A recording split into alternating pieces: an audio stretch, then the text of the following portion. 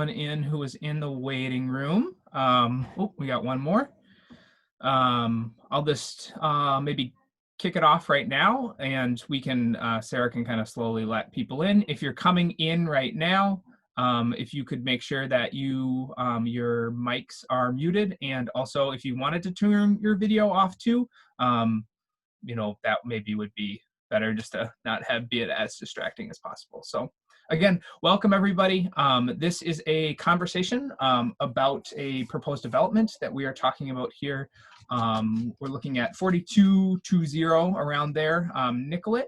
This conversation and who I am is brought to you by KFNA and our redevelopment committee. I am the board president of KFNA and also am a co-chair with Jim Kuhlman on the redevelopment committee. Who redevelopment is and who KFNA is briefly: we are the neighborhood organization here in Kingfield, and the redevelopment committee is a group that works on redevelopment.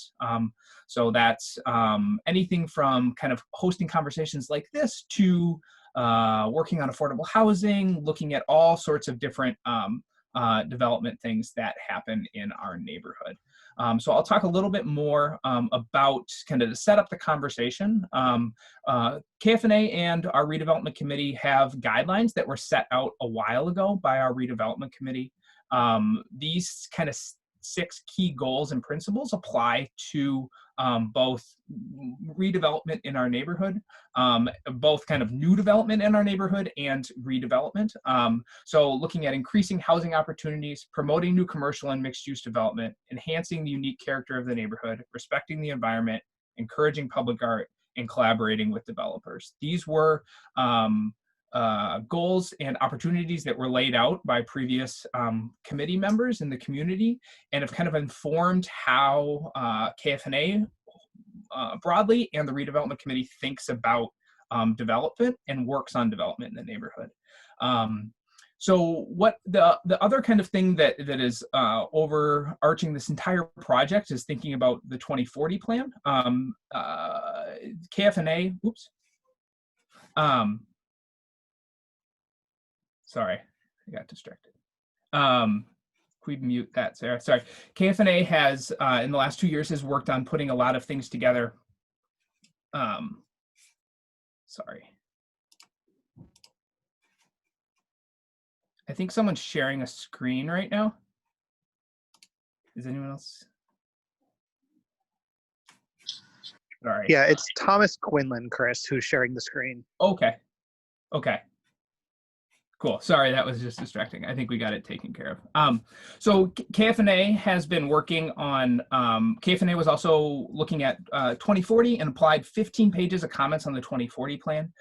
We were a neighborhood organization that thought that and looked at through our redevelopment committee, the 2040, looking at density, and a lot of the things that 2040 did, affordability, focusing on transit corridors, really aligned with the vision of our redevelopment committee. And so as we talk about kind of density and different things, we know that those sorts of things that our committee and also the board has recognized as being really important in our neighborhood. We know here in Kingfield, there hasn't been a lot of development over the last 20 years, but that's something that is going to be changing. We recognize that, we have a neighborhood that a lot of people want to live in. A lot of people want to be here, and it's a lot of reasons why we live here now. And so this is, I think, a really unique opportunity for our neighborhood, for everyone who's on this call, to start thinking about what are the values that we have as a community, what are the values that and how do we want to apply those values to new projects, new housing projects in our neighborhood. And so we know that there's a lot of questions, and we've been getting a lot of great questions that have been coming in about things like inclusionary zoning, which we'll touch on a little bit, things like the 2040 plan, things like height, how affordable housing works. And one thing that we want to make sure that we're able to do is provide some background information to that. This project, as being the first one, we don't have that available right now, but I think that's something that the redevelopment committee is going to work on, is kind of create a level set for the neighborhood on what are these things are, and how can the community have the biggest impact on them in the way that in the most productive and positive ways possible. So I won't go into a lot of kind of the details of all of those. I'll let Michael and Pete kind of touch on a lot of that. But if there are questions about that and we want to follow up after, this will be recorded and this will be live. And we're also going to be putting out some information after this as well too, to follow up, to help inform people about, you know, how this project fits into the 2040 plan, into zoning, into inclusionary zoning, that sort of thing. So for the conversation today, we've been getting questions from community members over the last, say, few days. I have those now. Those have been shared with Michael and Pete, so they know what the community is interested on touching on in their presentation. If you have questions, what we would like to do is have you put them into the chat. So if you look at your screen, you're probably seeing a bunch of a bunch of different names up on the screen. If you look at the bottom, there's a chat button. That will bring up the chat on the right side. You can direct messages in that. I would say direct messages to everyone, or you can direct them to me directly. And I will kind of organize a lot of those questions and then present those questions back to Michael and Pete at the end. So what I would say is, as they're doing their presentation, if you've got things that you've got a quick question on, throw them in there. I'll kind of record them and then read them back or kind of present them to them at the end. There also are going to be a lot of other opportunities to engage on this project. This is just a meeting with the community, but this project will also go through other processes at the city that we as a neighborhood organization will share out to the community as well too, on other ways to engage with the developer directly, or with at the city level as well. So with that all said, I think that was all the things that I wanted to touch on, with exception of, if you are interested in housing, if you're interested in affordable housing in particular, if you're interested in the development in Kingfield, please consider using this as a jumping off point to getting further engaged with both our redevelopment committee and KFNA.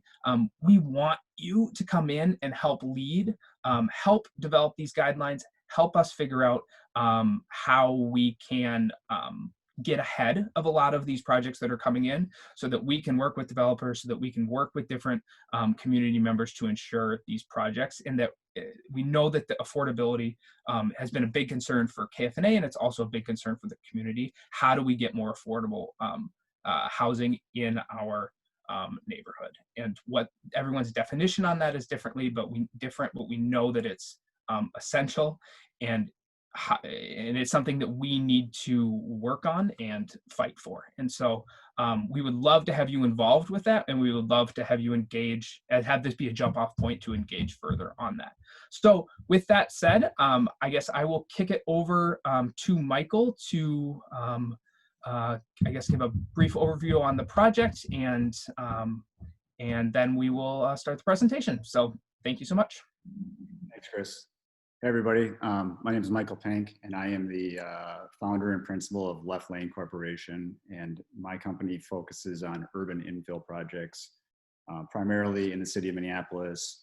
My projects tend to skew toward the small to mid-size, so anything from, say, 12 units on the low end to maybe 55, 60 units on the high end. For those of you who are interested in some of my more recent projects or things I'm currently working on and want to check them out, the project at 32nd Hennepin, known as ZEO, just came online last year. I did that project with my friend Michael Lander, and I'm currently doing a project just down the street from Kingfield at 33rd and Garfield, a little 12-unit building, and I'm restoring what people in the community know as the aquarium on the corner of 33rd and Garfield as well. So if you want to get a sense of the type of projects that I do, you can go visit any one of those sites, and that'll give you an idea. With me here tonight is my friend and architect, Pete Keeley, who's the founder and principal of Collage. I should note, because I actually do think it matters that both Pete and I are Minneapolis residents with Minneapolis-based businesses. And in fact, I was originally attracted to this corner because my family and I have eaten way too many meals at Revival and Lowbrow, and I have always just been super attracted to Kingfield, and in particular that corner of 43rd and Nicollet. So I was thrilled when I had the opportunity to purchase a site and then add a second parcel to it late last year, to be able to do a project and do what I hope will be a great addition to the neighborhood. Pete and I have spent a lot of time trying to design a building that will fit into the neighborhood contextually. I recognize that this will be the first building built under the 2040 guidance, and thus it's a little taller than what people in the neighborhood are used to be seeing. But I do hope that it will set the standard for what Kingfield should be able to expect in the future in terms of quality and paying attention to context. I've actually interfaced with some of you via email. Some of you I've had phone conversations with. A lot of people sent questions in. I've shared those questions, or Kingfield has shared those questions with me, and I in turn have shared those questions with Pete. So he's aware of what some of the questions that have been asked are, and I'm sure he will touch on many of them as he's taking all of you through the building. But anything that Pete does not address as he's moving through the building with you, we will pick up on immediately after Pete's presentation.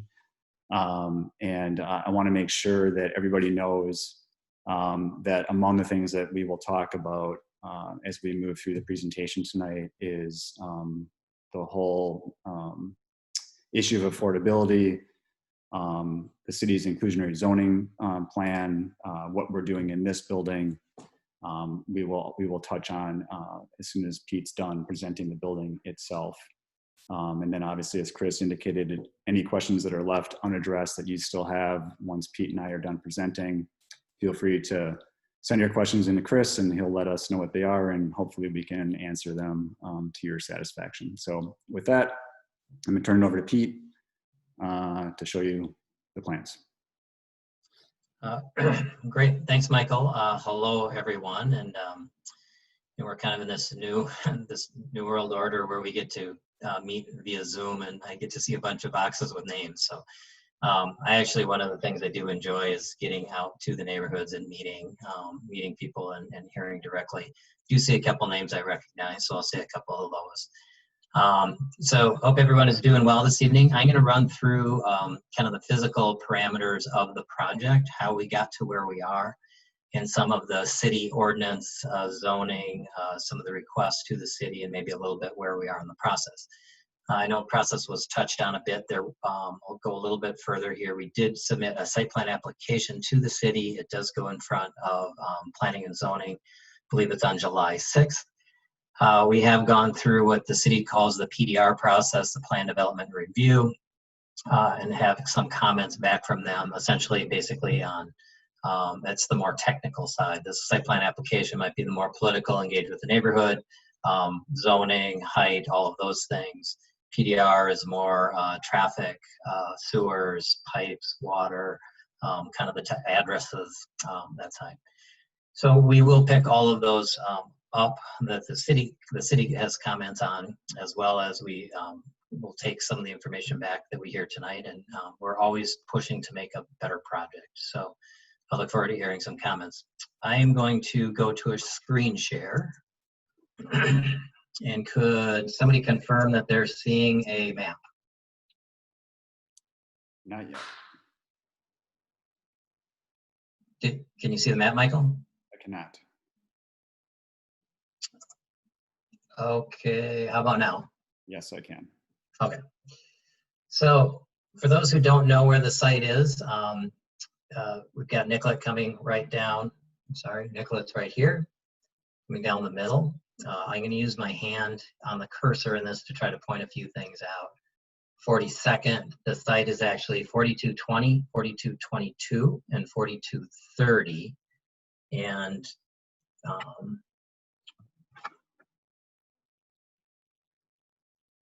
I lost my.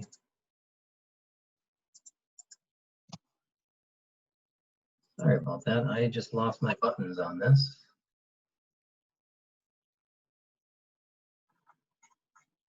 I think I would have this down by now.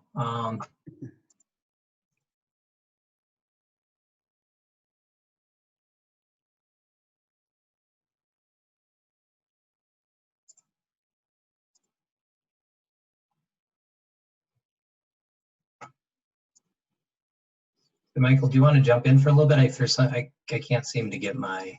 Sure. Unless it's only going to be a moment, in which case.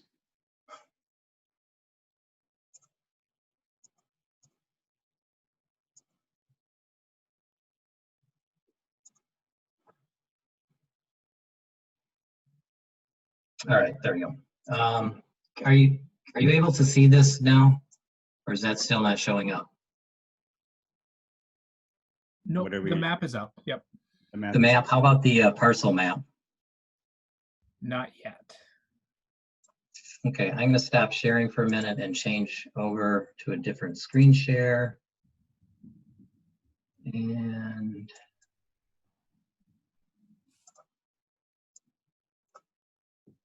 all right, so how about now? Seeing the map again? Not yet.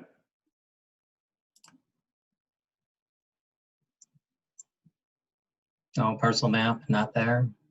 Nope. Just you, Pete.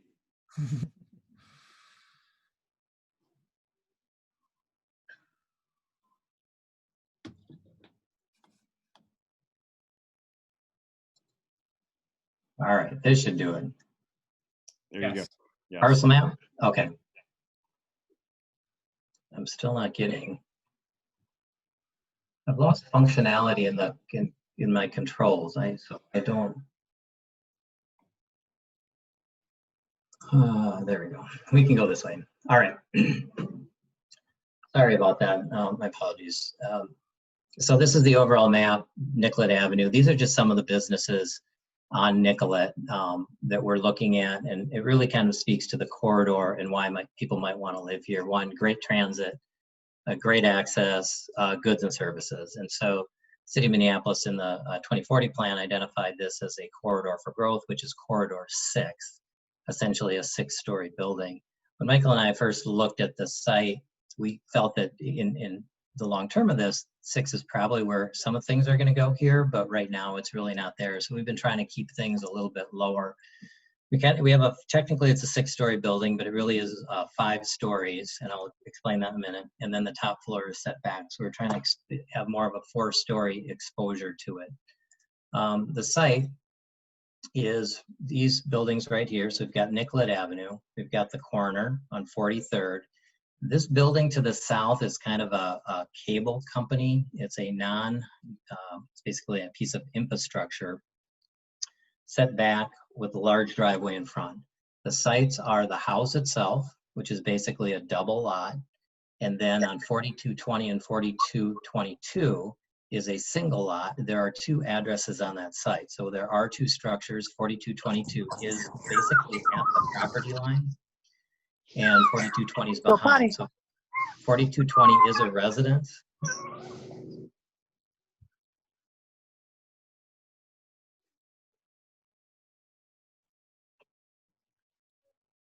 Hello, can you hear me? You're back. You were inadvertently muted. Okay. You're good. Thanks for unmuting me. I hope I didn't say something too wrong. There's a commercial building on the front, a residence that was converted to a commercial building. So this is the site. One other kind of significant aspect is it does slope considerably. East is low, west at the alley is high. It's 6 to 7 feet of differential across that site. Essentially, it's fairly flat along Nicollet Avenue, but we're basically tucking the building into the hillside up into the alley. So the heights vary as you move around the building. These are some images kind of around the site. So looking at the existing structure in the lower right-hand corner, this is the house. This is the double lot. In this version, most of the 6 foot of grade differential is made up by the stairs and a berm. along Nicollet Avenue. There is a commercial building that is essentially right up to the street, and that was a house that was converted to the commercial. And then the backside is kind of the alleys and just the single family home. So we can certainly refer to those if people are interested. The site itself, this is how the building sits on the site. This is the site plan, the top view. This is the setback of the building on the top floor right here, and the orange is the majority of the mass of the building. So we certainly have a front door. We're picking up some cues from the buildings across the street of the apartment buildings, which are the 3-story garden level. With garden level, they have an entry in the middle, very symmetrical, some very historic, kind of nice brick detailing. We are picking up on that with a very symmetrical building, entrance in the middle. On the north side, there are 2 walk-up style units. On the south side, it's going to be an office space with some gardens, patios that come out, step out. So the relationship of this building to the existing structure that was there, this is back, the setback's about 9 feet. That building was essentially at the property line. So this building is about 9 feet further back from the northern commercial one, but it is quite a ways in front of that existing single family. We have also taken this building and essentially aligned it with the commercial building to the south, fairly intentionally. That the idea that the commercial corridor, as it kind of makes a node at the corner, which is a very traditional development pattern, we're trying to tie into that as an idea.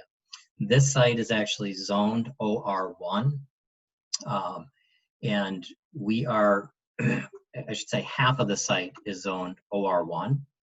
Half of the site is zoned R2. R2, Michael? Do you remember the zoning on the other half? Yeah. R2. And so we are actually asking for a rezone in this from OR1 to OR2, and from it's R2B, from R2B to OR2.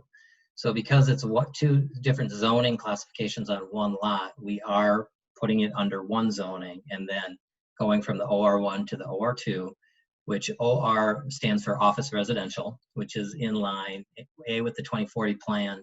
It's consistent with the guidelines in terms of density and height, and it's consistent with the uses that are actually already there and what we're proposing in terms of the residential use. So that is a rezone, one of the things that we'll be asking for. On the north side setback is 13 feet, and that is per code.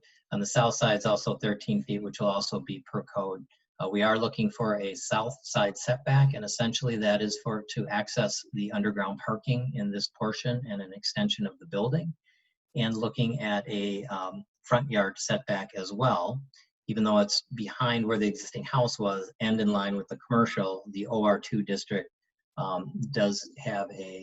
would mean that it would have a setback on the front yard from 15 feet, which is a standard, to 6 feet, and the side yard from 13 feet to 6 feet.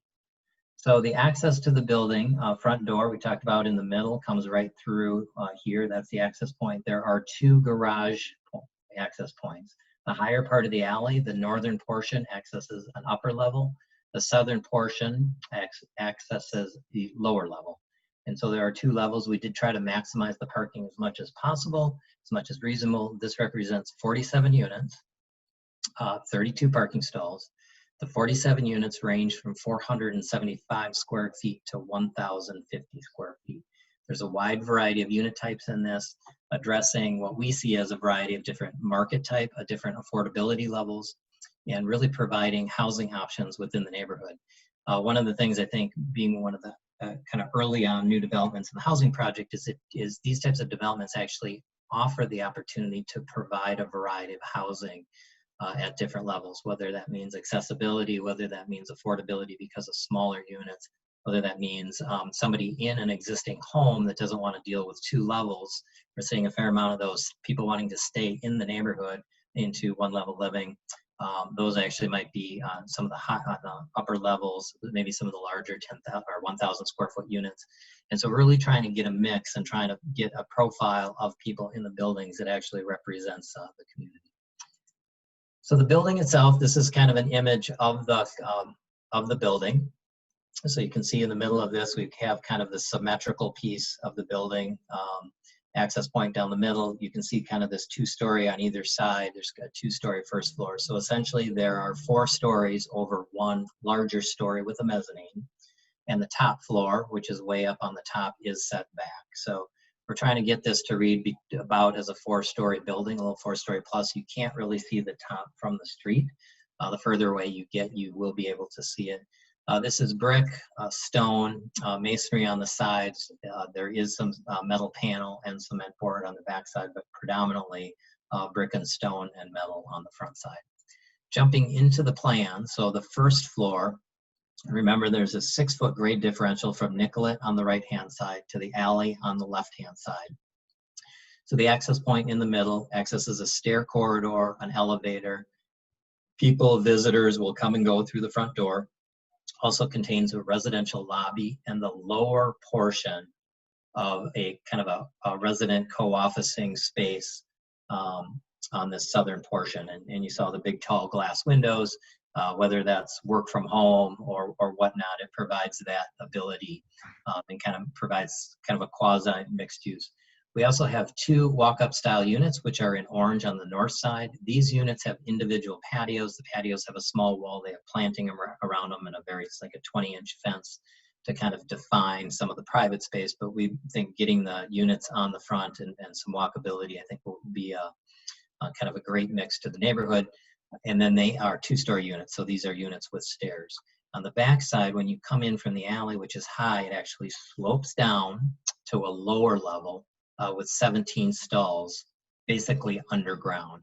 Where you see the green to the white, that's basically where it transitions to being mostly fully underground. So you'll see a portion of the building where it's yellow and orange. The second floor, excuse me, the second floor, which is actually a mezzanine above the first floor. It's the second floor of the residential units and a lobby mezzanine co-office space in the yellow. So these 2 are open to each other. You could be able to look from the mezzanine through the taller pieces of glass and vice versa from the street. So that will provide some light and visibility into that kind of officing space. And then 15 stalls directly accessible from the garage. The back side is planted. Trash comes in and out. There's trash chutes in the building. So the people will put their individual trash and recycling in the trash chute. And then it is wheeled out on trash day. There will be some kind of collection pad for probably 1 day a week that will get picked up. This is kind of a section through the building showing the height at the front, which is 65 feet, the back, which is 58'4". You see the grade kind of coming through here in kind of a 2-level, a 2-story space of the office and the residential unit and the housing up above. Individual floor plans, this is where the range of units and the unit styles come in. So the 445 square foot unit, that's really geared to somebody probably more on a budget. It is a studio. There are a few studios in this, but mostly there's a fair amount of small 1-bedroom units. We're finding that there's a real demand for that, for people who actually want some affordability in a 1-bedroom unit, still want to live alone. And then go out and take part of the goods and services that might be offered in the neighborhood. And it's kind of a demographic that cuts across a lot of ages and a lot of types. And so there's some nuances that we work on designing towards that.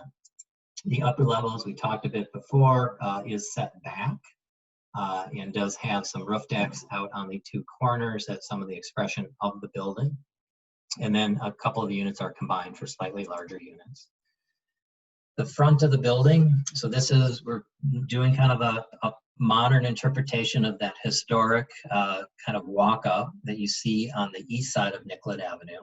It would have the walkway in the middle, symmetrical on both sides, brick and some brick detailing. So we're picking up some pretty high quality materials with brick, stone, so maybe more contemporary detailing. We are picking up some wood accents to warm it up. There's actually wood that wraps the underside of the soffits above, the underside of the entry canopy, and on the inside walls of this office space. So we'll get kind of the warmth of the wood kind of coming through the building in a number of different ways. This is a view from the northeast corner. So again, as it turns the corner, We've got glassy corners around the edges, the rooftop deck over the top, masonry wrapping up the edge. We do have some masonry on the base, decks off the both sides actually, so there will be individual outdoor space. This one also I do want to point out kind of this patio. I know Michael and I both believe pretty strongly in kind of the ground plane and creating a sense of public or private, so that there's this kind of hierarchy of spaces, but doing some really nice plantings through here with some spaces that people can occupy. This is the alley side, so you can see the two access points of the garage right here. And the north, this is from the southwest corner. And this is the setback right here. So this portion of the building has a deck over the top of it. It is 1 story tall, and this is the majority of the reason for the setback request. And then some of the details of the project, again, just wanting to point out some of the landscaping that's coming in at the front entries, some landscaping in front of the office space, and then some of the wood accents and details throughout. So that is kind of essentially the plan. I can run through some of these requests real quick from the zoning side of it. We are looking to rezone the parcel from one parcel from OR1 to OR2, the other parcel from R2B to OR2. There is a site plan review, which is pretty much every project in the city of Minneapolis actually requests a site plan review. A conditional use permit, which allows it to go from 4 stories, 56 feet to 5 stories, 65 feet. And which is currently in the 2040 plan as the guidance, the long range planning. And then a side yard setback on the south from 13 feet to 6 feet, and a front yard setback from 15 feet to 6 feet. Overall, the highest point of the building is 65 feet. Just a couple of other numbers in case people are interested. The lot area is roughly 14,500 square feet. And we've got a lot coverage in this area of 67% of that lot is covered by building. And it gets us to a FAR, if people are familiar, the floor area ratio of 2.83, which is within the zoning guidelines. So 47 stalls, 47 units, 32 vehicle stalls. We do have external bike racks. You can see the bikes. There's right by the front door, and there's a patio that's designated specifically for visitor bikes. And every unit will have the ability to have a bike in either behind the car stall or in a designated bike loop as well. So we're looking at this building being the new codes that are coming in. So from a construction point of view, we're meeting the new energy code and the energy code standards, which is essentially a very high performing envelope in insulation, believing that that goes a long way in a northern climate. We have yet to go through all of the pricing on some of the green features on the building that we would like to add. But we're still fairly preliminary at that point, but we're certainly looking into those. And I think with that, unless I've missed anything, Michael, you want to add, I think we can open up for questions or comments. Well, the only thing, before we open up for questions or comments, I thought that I would run through and address any comments we've already received that Pete did not touch on through his presentation. And then the development committee has also asked me to speak very specifically to the issues of affordability and the city's new inclusionary zoning policy.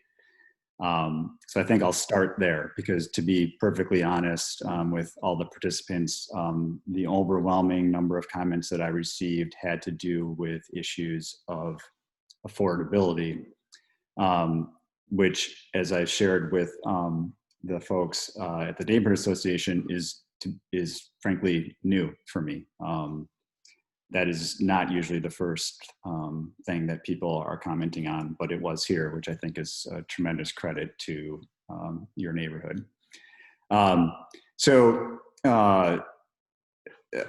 We don't have a ton of time, and I want people to have the opportunity to ask questions, so I'm going to try to address the affordability issue in somewhat of precise but summary form.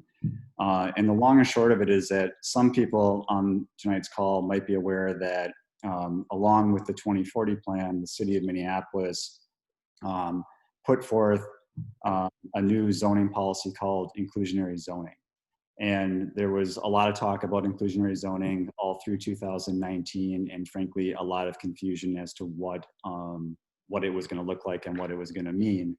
But the whole premise behind inclusionary zoning was that the city was going to require developers going forward to put a certain number of units in their building that were deemed affordable. And I put affordable in quotes because they essentially, ultimately, when they came out with the policy, at the beginning of this year, allowed developers to essentially choose from different buckets as to what they wanted to do.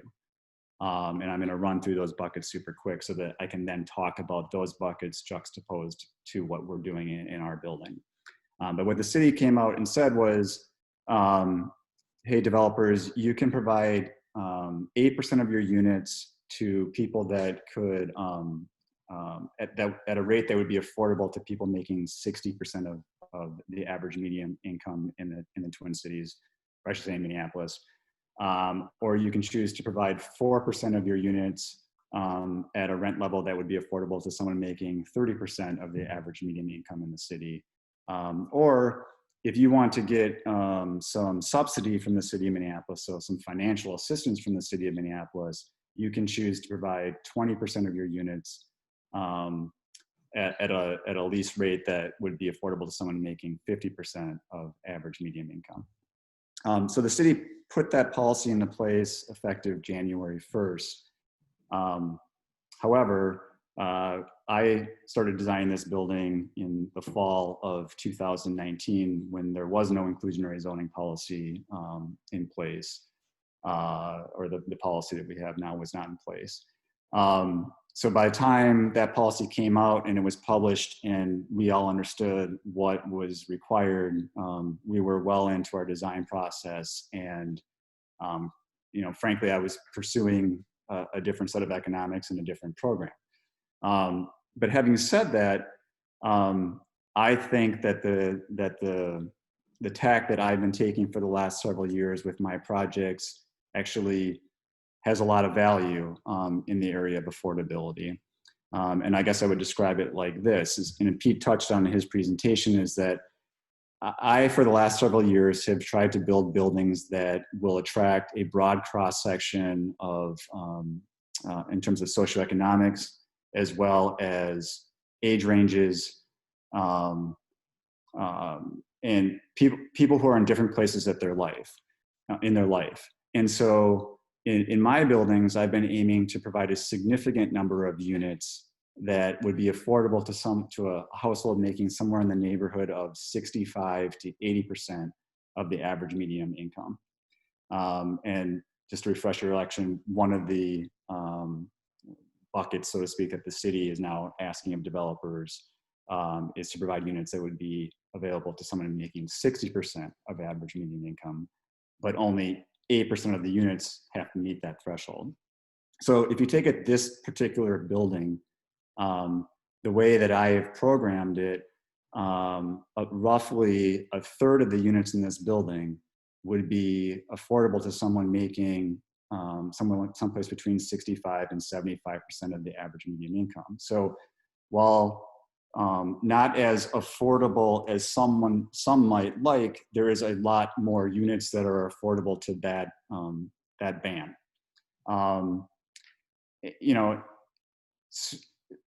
So that's the approach that we took. Now, having said all of that, I didn't know what the inclusionary zoning policy was going to be when I was designing the building. And at the point that we were ready to submit our land use application, we were just starting to wrap our hands around what that was going to be. And as it turns out, when the city did finally put forth the plan and passed it into law at the beginning of the year, or very end of last year, they excluded buildings like the one that you have in front of you here tonight for a period of time. And specifically what they said is until such time as 500 units in buildings that range in size from 20 to 50 units have been permitted.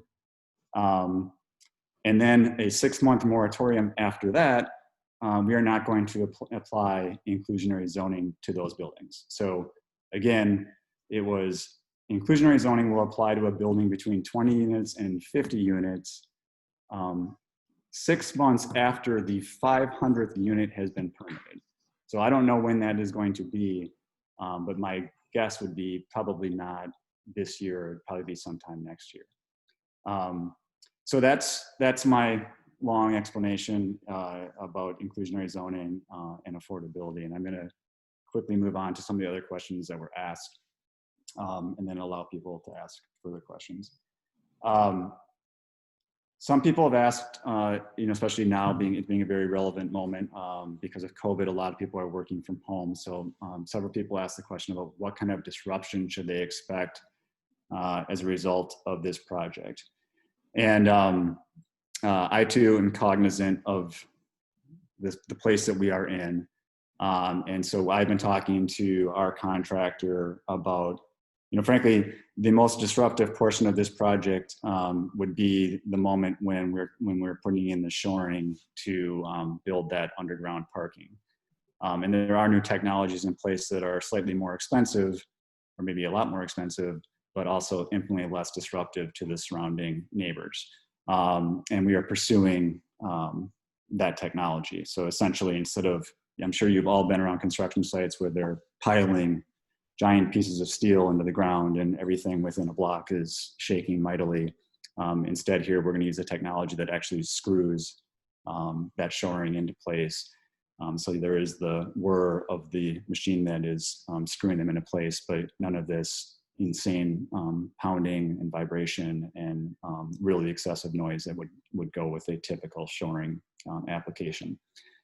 In terms of those of you who live on the alley who are concerned about disruption in the alley, I'm sure we will get an alley permit to be able to use the alley to perform construction, but that permit would not allow us, nor will we block the alley.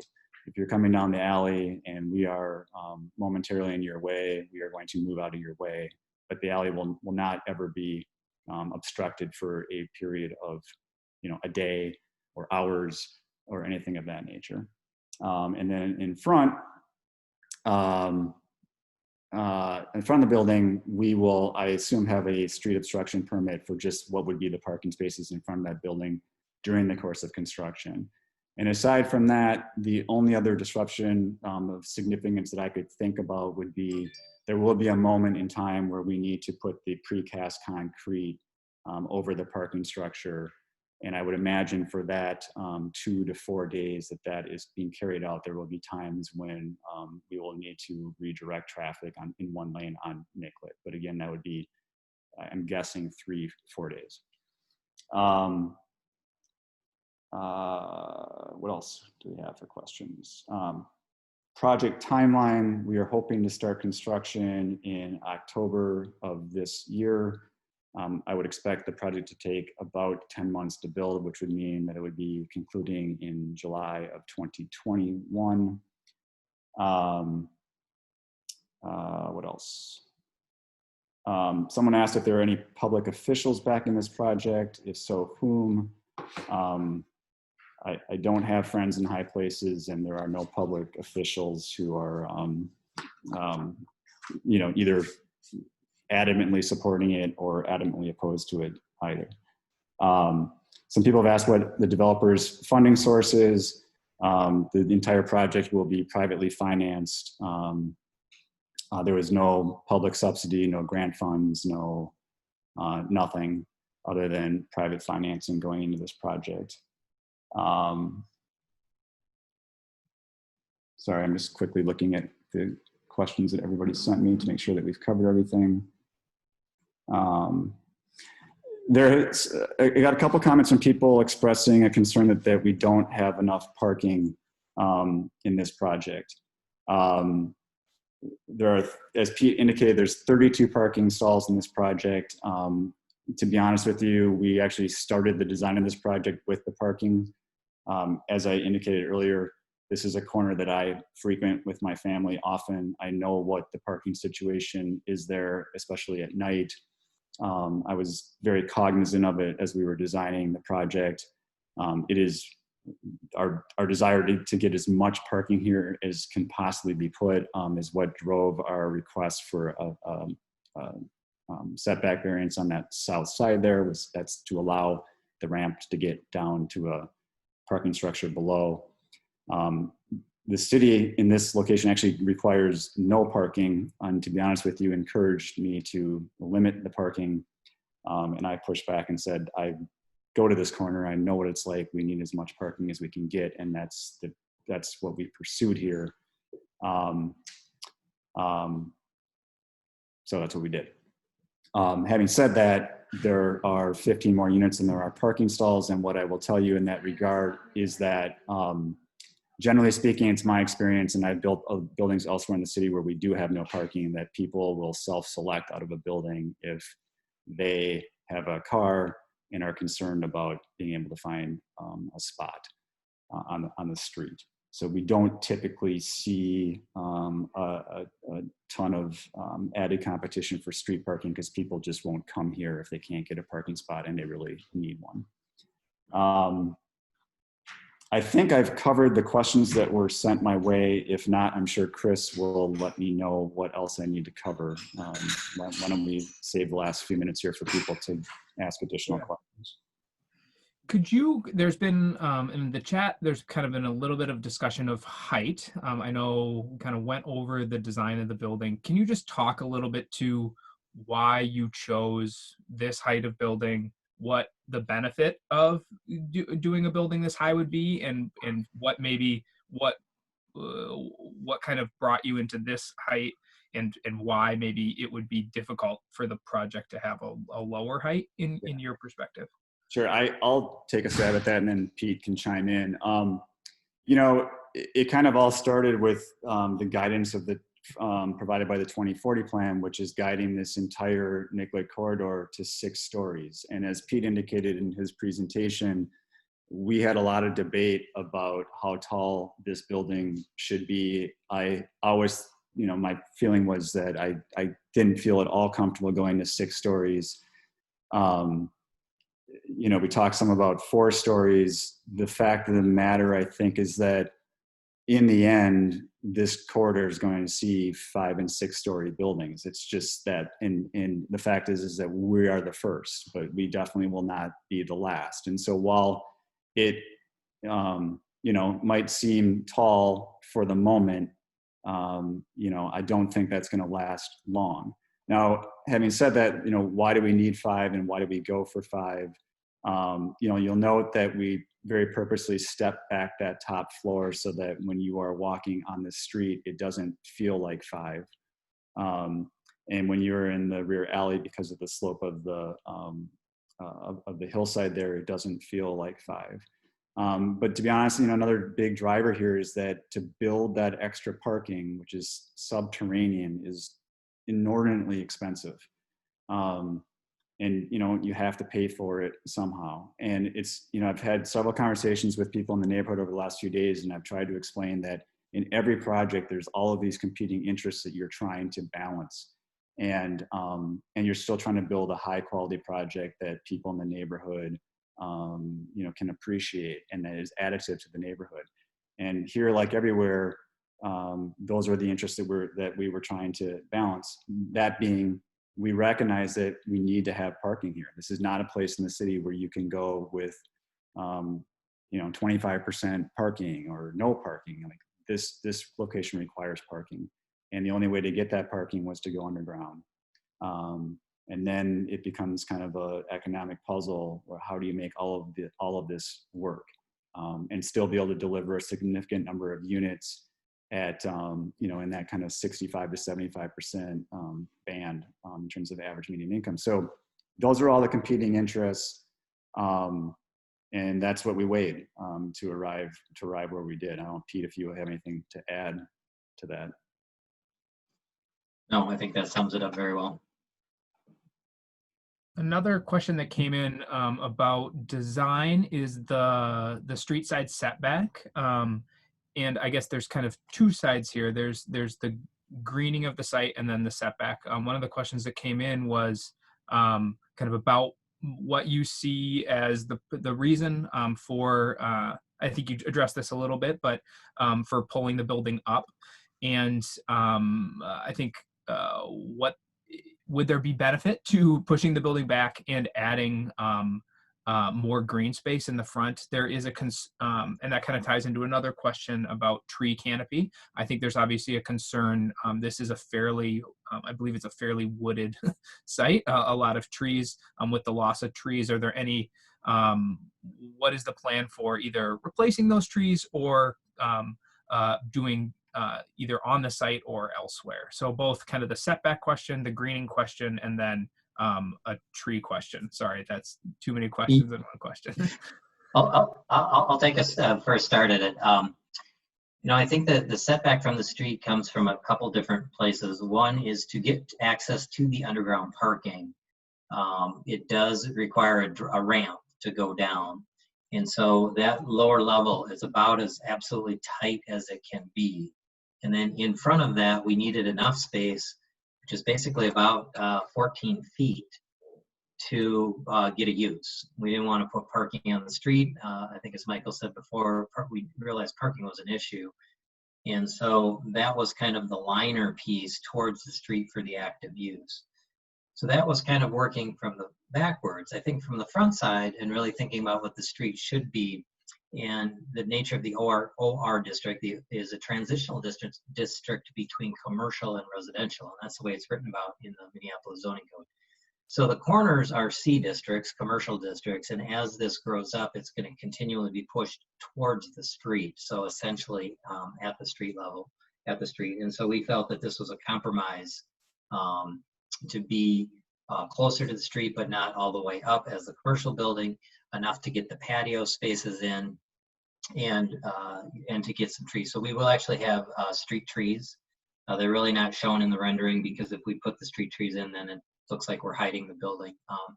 So we will get the street trees planted. There are ability to get trees on the sides and the back corners, which we have placed and along the back alley. So we'll get, and for our residents as well, we would want as many trees and greenery as possible on the building. So there are some beautiful trees there now, and unfortunately, those are going to have to come down. But we're going to be replacing, as many as we can. And I think I missed one other one in there. What was the other question? No, I think that was it. The question about kind of greening in the front and the setback. Would it be the only thing I would note to the setback is that we actually are, with respect to 4220, which actually currently sits on the sidewalk, we will actually be further back from the existing structure on 4220. Okay. About the zoning change, there was a question about if it is, since it is just residential, it's a residential building, why would you choose that specific zoning category? Couple thoughts on the zoning. One is it's an existing OR zoning district. And in the cities, and kind of in this whole corridor plan, the corridors are, and they like to see the transition, and we thought that was appropriate also. We also have discussed about what this kind of office mixed use sort of space would be. Well, it's a residential space. The character of it is very much in line with kind of a commercial building. So, or I would say a commercial residential transition building. So we felt that the OR was compatible to that as opposed to an R5. The other issue is that long-term in this district, it has more options. So if it does want to be more commercial, if that office wants to be a real office, it actually can be, where in our district would then be a rezone. Great. So we felt it had a better, maybe a better lifespan long-term and more flexibility. Okay. Kind of going off of that in long-term flexibility, there was a question about the parking and it being convertible to something else. Is it possible to make that the parking that you have designed? I'm guessing the question would be around, could you put more units in as a replacement to those, the parking? in the future of, you know, driverless vehicles, that sort of thing? Yes. There will be some difficulties in doing that, as there would be any difficulties in anything. One of the issues that we have is specifically around floor levels on the lower level, but the lower level could be converted back to an office space. You really couldn't do any residential back on the back side of that, but I think that was another, you know, one of the other thoughts on kind of the long-term flexibility, but that could be converted commercial, and or the upper level could be converted to residential. One of the other questions was about, you mentioned that the site has an existing slope into it. And I think you showed this a little bit in your section view. But the back, just to clarify, and I think this was the question, and I'm sorry if I'm not getting it right for the person who asked it. But the building is meeting, the back of the building and the entrance to the alley is meeting the existing alley elevation, correct? Correct. I'm going to try to clarify it a little bit, because the alley has a slight slope to it, so it goes up a little bit as you go towards the north, just a little bit. And we are depressing the south entry a little bit and raising the north entry a little bit. We're talking about a foot overall. So, but essentially the